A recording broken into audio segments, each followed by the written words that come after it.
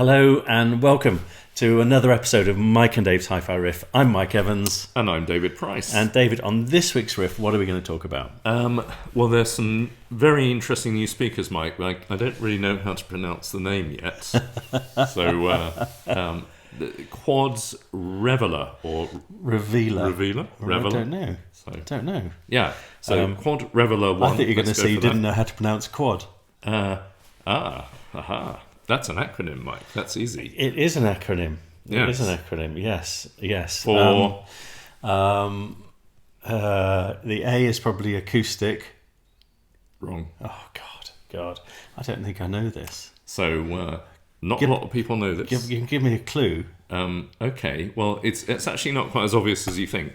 It's Quality Unit Amplifier Domestic. So there we are. But these are speakers. Yes. Okay. And they need to have a name change, really, don't they? They do, yes. So it should be Quality Unit Speaker Domestic, which is QUSD. Yes. Yeah. So, yes. Squid or something. Something like that. But that kind of harks back to a long, long time ago. It does. Before you and I were even born. Well, they've made some classic amps over the years, haven't they? Yep. They really, really have made some unbelievably good amps. Have you had any quad amps? I had a 606 for a very short period of time, which I have to say I thought was one of the most stunning power amps. Really underrated. Yeah. And also, I'm probably going to get into trouble here, but at the same time the 303 was available, and I thought the 303 was particularly poor, and I thought the 606 was stunning. Yes. So the 606 sort of seemed to have unlimited power to drive pretty much anything, which is cool. And also, I have a pair of quad speakers. I didn't know that. I didn't know if you knew that. No. And they're working. I need something wooden to touch. They're working at the moment. Yes. They're working beautifully at the moment, thanks to Alan in Banbury. Thank you, Alan in Banbury. I love you for keeping my quads going. Yeah. Alan, they're still working. Actually, he's probably really disappointed to hear that because he's not going on holiday to the Seychelles now on my payments. Well, so. I heard he'd moved into your house, Mike, to fix them whenever you turned your speakers on. Absolutely, yeah. So. Yeah, no. I think I've sold in my house to try and get the quads up and running. Yes. But no, these are quite majestic, aren't they? They are. Let me grab... I've got one here. Yes. I'm going to... Excuse me. I'll do my best to... Oh, God. There we are. Look at that. That is... Oh, yes. There we... Have you got one as well? I'll just pick them up without making any grunting noises. How are you doing that? Look at that. I'm obviously so much stronger than you are. These are really unusual because they've got... they're like two-tone, aren't they? Yeah. This are two-tone. The Revela. Yep.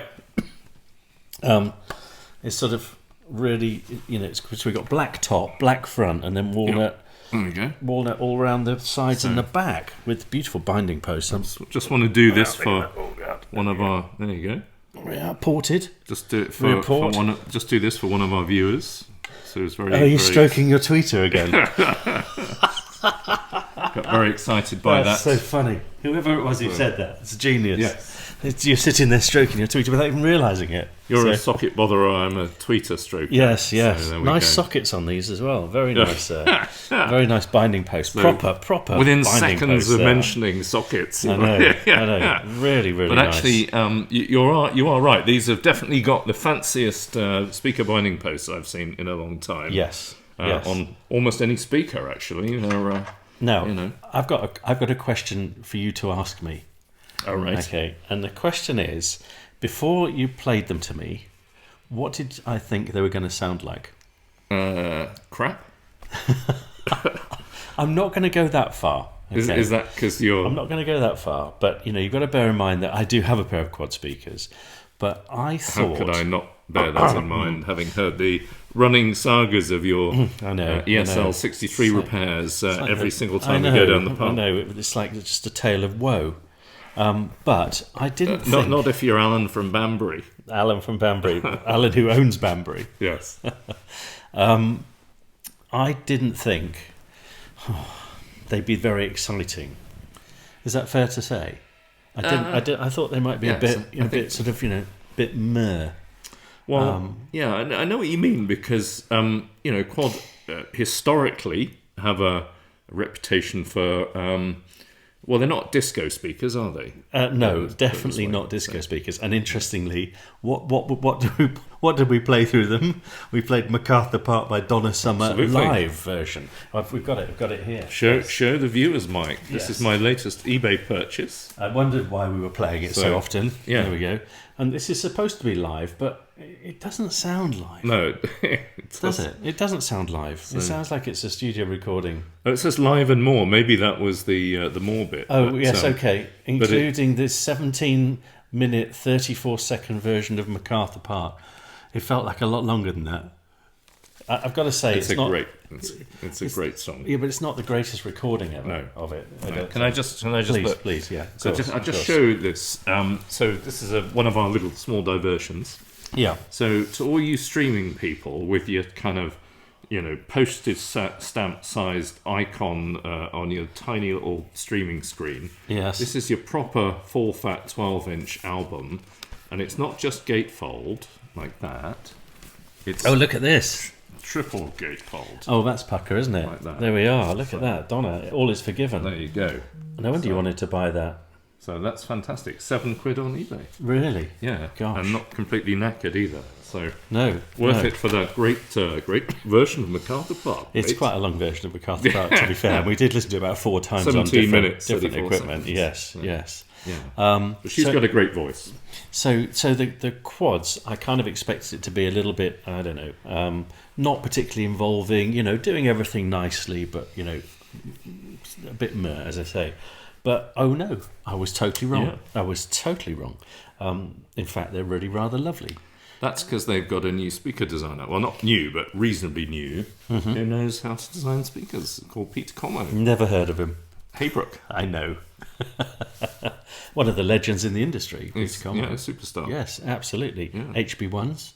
Yeah. One of my favourite speakers, to be honest. It makes perfect sense, doesn't it? Because he's got a good pair of ears. Yeah. And it's really interesting because he's put a ribbon tweeter in these. Yeah. And ported at the back. Yeah.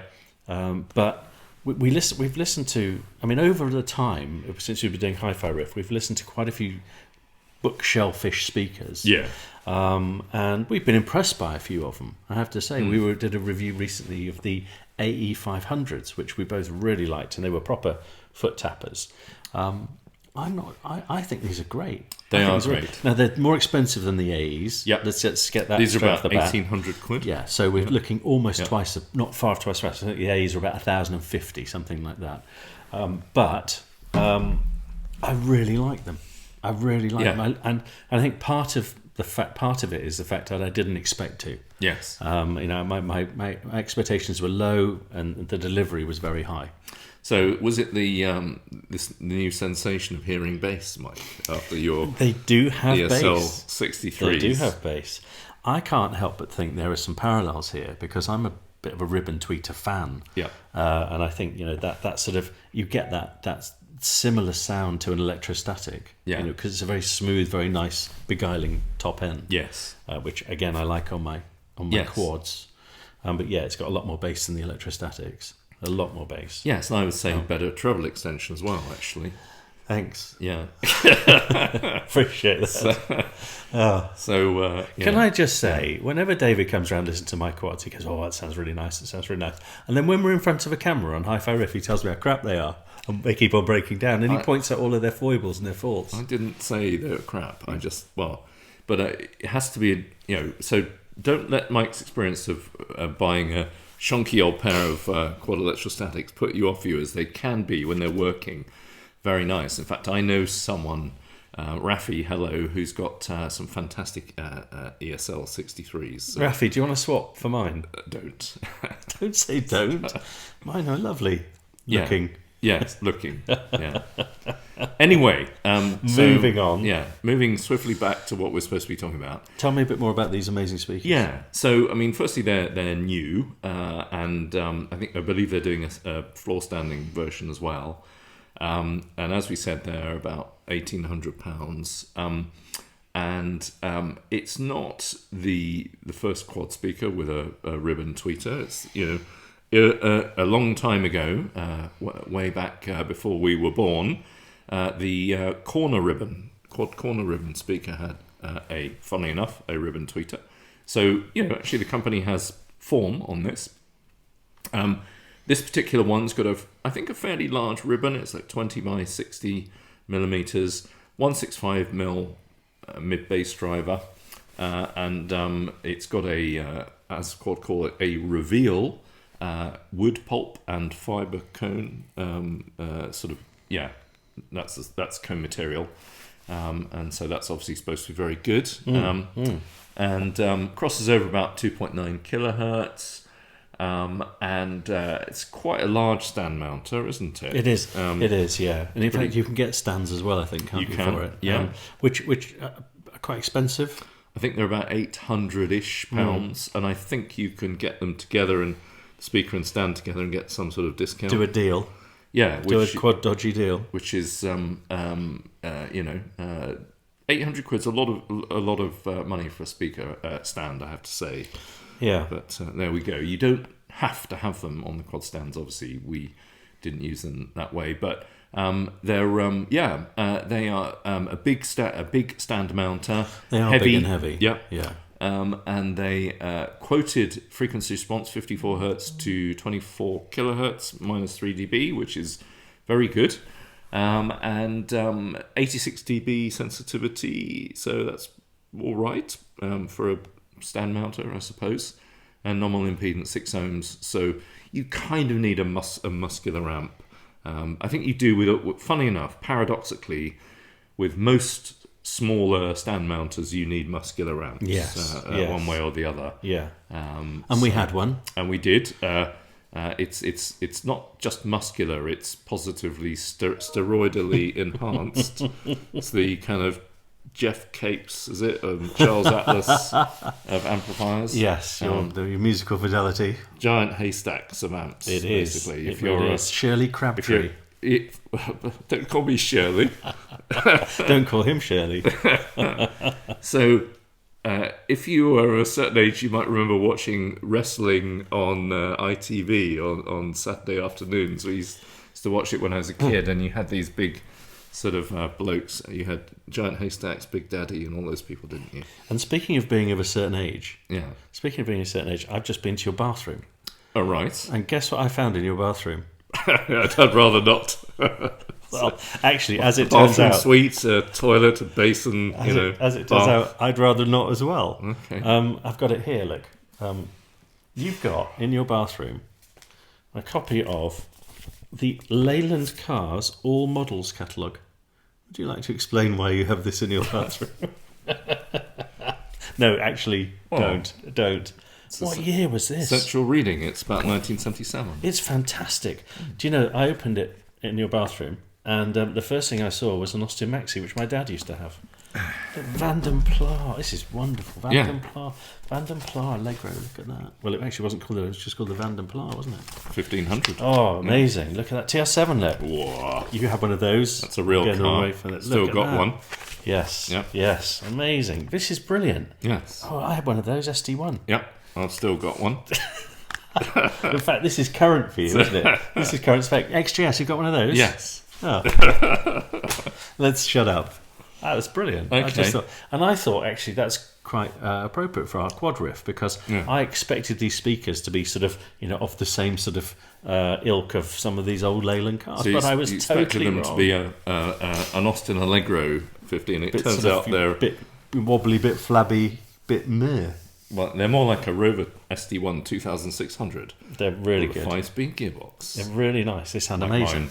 Yeah. Sound amazing. Really good. In terms of sound, because we should probably mention that, because we have been, do we have to talk about that? Apparently we do. Apparently, if we don't, we get. What were we listening to on them? Oh, I've got some tracks here. Yeah. So we've got. Why do you always have Japanese pressings of albums? This is Duke by Genesis. When we listened to Turn It On Again, which a song I love. Yeah. I wouldn't say it was the best recorded song of all time. Awful recording. How can you be a supergroup? Yeah. And have not be able to record an album? Don't know. Or produce an album. Yeah. I don't get it. Yeah. I don't get it. And do you know what? Again, we listened to, I don't have it here, but we listened to your copy of Pelican West by Haircut 100. which sounded great. Back to back. So you listen to Duke. Almost probably recorded within about 6 months of each other. And one sounds stunning, Yeah. and it's by a band which were doing their first album with a budget of tuppence halfpenny. Wearing Aran sweaters. Exactly. Yeah. And then you've got, Phil Collins et al. Yeah. Who was, heavily ensconced in Brand X and all that kind of jazz prog stuff. Yeah.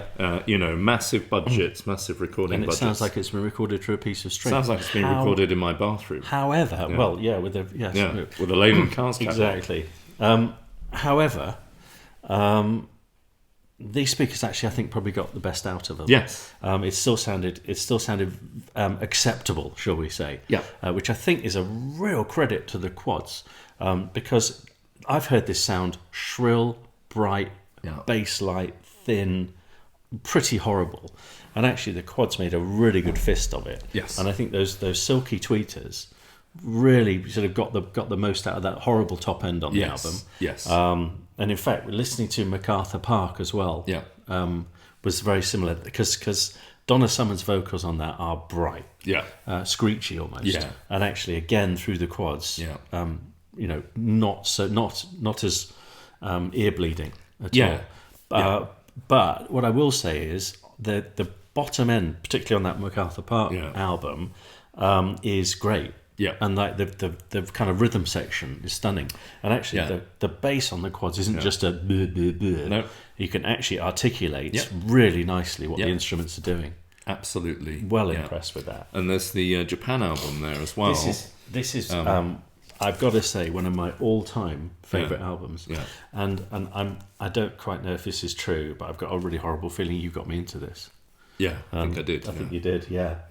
And I'll tell you why, because it's not because of Quiet Life. Yeah. It was because of the last song, The Other Side of Life. Yes, brilliant. Which I think you put on a compilation mixtape for me when we were probably about 15. And I've loved this album ever since. I think this is brilliant. I think it came out in 1979, and I discovered it in 1983, I think. Sure. And I bought it just before Christmas of '83, and I just completely played it to almost wore out. Basically, there's not a bad song on it. It's a great album. There is not a bad song on the whole album. But I was listening to this, if I can. I was listening to this. I was playing the quads earlier, and so I think. So actually, this is a very good recording for a start. It's extremely good. It's one that gets better and better the better equipment you use. I need you to qualify that, because we've said that a few times. That's not always the case with every record, is it? No. Like the Genesis one, it just gets worse. Yeah, So, it does. yeah. And I want to talk about that just for a second. I think it's important because. What I think is happening with Duke here is we've got a nice system playing it. So we've got your Marantz turntable and the lovely AT-33 cartridge and your AT tone arm. And I think it's actually just showing up how crap the record is. Yeah. I think it's actually, because this front end is so revealing, it's showing all of the shortcomings in this. Yep. And actually, it's one of those occasions where just because we're playing it on a decent system doesn't make it sound better. In fact, it makes it sound worse. Yes. But with your Japan album here and the Haircut 100, because they're really nicely recorded, then the better the system, the better it sounds. Yes, and I think that's sort of the nub of the quads. They are extremely detailed and revealing for the price. So I can't think, and I've listened to a lot of stand mounters around this price, and always have done and always do and always listen. But for some reason, it kind of interests me a lot, that particular market sector, kind of the £1,000, £2,000 sort of sector. So, and I don't think I've heard a more rounded, even and more detailed sounding speaker at that price. And it's delicate. And it's just very, very interesting thing is it's very finessed, but it's not boring or bland. It's got real resolution, and it just takes you into the recording rather than you find yourself listening to the speaker. So, of course, it's not the best speaker in the world, and put it on the NS1000s, you can hear what it's doing wrong, etc. And the bass is a little bit sort of blobby and a little bit thick and in the upper bass, etc. But that's any speaker of that price, in absolute terms, against a really top-notch three or four way, whatever would sound like that. But basically, for the price, for the money, I think it is extremely capable, and the tweeter is absolute honey, isn't it? It's really totally good. is. Totally is. And it kind of helps out not just in the treble, but it gives it a really nice open mid as well, doesn't it? It really does. It's good enough to tell you in very stark terms the difference between recordings. So, the Genesis one is awful, and this is great, and the Haircut 100 bizarrely is cosmic, isn't it? It's amazing. Yeah, it is. It sounded incredible. Yeah, it sounded really good. Yeah, and but at this price, again, that sort of market sector, you just don't get that level of maturity, refinement, insight. Peter Conway's done an amazing job, hasn't he? Yeah. You see, when I look back at the HP ones, they were. I always felt they were quite an accurate speaker. Yeah. They were really desperately trying to faithfully reproduce what they were being given, and I'm really getting that with these, massively. Yeah. So, I'm really feeling like they're.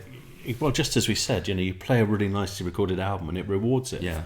Well, I think the HP ones, they're ancient now compared to these quads, and they're not really on the same sort of on the same planet almost. But the HP ones were surprisingly grown up sounding, but also lots of fun. And you could say the same for the quads. Yes. Yeah. Absolutely. So, do you know what? That's it, isn't it? You've got it. Yeah. I didn't expect them to be so much fun. Yeah. That's exactly it. You've totally nailed it. Yes. And they're great fun. They're a pleasure to listen to. There's this new thing called bass mic, which if you're listening to the ESL 63s, you'll probably not have heard about. But is this another broken record? So I'm sorry. Excellent. One day I'll stop taking the piss out of yours. You heard it here first. One day he will stop. We just don't know when that's going to be. Quite a long time. Oh God. Okay, let's do a riffometer on these. Yeah. What are you going to give them? I'm going to give them 9. So I'm only not giving them 10 because I'm really stingy and I don't like giving 10s. No. If I can possibly avoid it. But I think they are. I think if you're looking for standmount speakers at that price, or even a bit above, even like £500, £600, £700, or £800 above, you should try these. You should audition them because they really are good. But they need you need a properly powerful amplifier. You don't need a sort of giant haystacks musical fidelity with 500 and something watts per channel, but you need something with a bit of drive. And you need a good front end to properly, get the best out of them. Yeah, they fit beautifully into sort of the classic example of a hi-fi system, don't they? Great front end, powerful amplifier, really nice stand mounts. You probably wouldn't really buy them to use on the end of a £300 streamer. Put it that way. No, or an underpowered amp. Yeah. You've got to have all your ducks in a line first, yeah. haven't you, with amp and turntable or whatever your source is, and then these bad boys will fit in nicely. Yeah, so they're sort of budget superfi, as it were, affordable exotica or whatever you want to call it. Absolutely. And I'm gonna also go with 9. Yeah. I haven't listened to them on the quad stands. Yeah. Whether they complement them, I'm sure they would. But it seems like a lot of money for the stands, which is sort of pretty much where maybe I'm dropping the point, maybe unfairly. Yeah. But really like them, and they've been way exceeded my expectations. Yes, and I think it's important to say that we listen to a lot of hi-fi, don't we? We do. I review quite a lot and have reviewed an awful lot. I must have reviewed well over 1,000 speakers over the last 30 something years. So we kind of only kind of cover stuff on Riff that we think is particularly good or particularly special. So it's not the case that we just listen to any old speaker and give it 9. No, true. True. They're very good. Yeah. Very interesting. It's sort of celebrating excellence, aren't we? That's what we like to do here, whether it's a cartridge or a reel-to-reel or a turntable or whatever. So the only caveat I would say is that there are more kind of lively sounding speakers in that sort of category. There are. Like, for example, the PMC Prodigy 1, which is admittedly a bit cheaper, but It's more of a headbanger. It's kind of more fun with sort of dance and techno and rave and that sort of thing. I haven't heard those yet. Yeah. I'd be really interested to hear them. Well, we'll have to do a riff on them, definitely. Yeah. So, so it's a kind of grown-up speaker for a grown-up, as it were. If you're going to, sort of bang out some tunes before, going clubbing, sort of, it's probably quite that sort of, end of the market, put it that way. But obviously you wouldn't expect that with quad anyway, would you? So, no, sure. No, absolutely. But great, excellent. Yeah. Okay, well look, thanks very much indeed for watching this episode of Mike and Dave's Hi-Fi Riff. We'll see you at the next one. Thanks very much. Thanks. Bye-bye. Bye.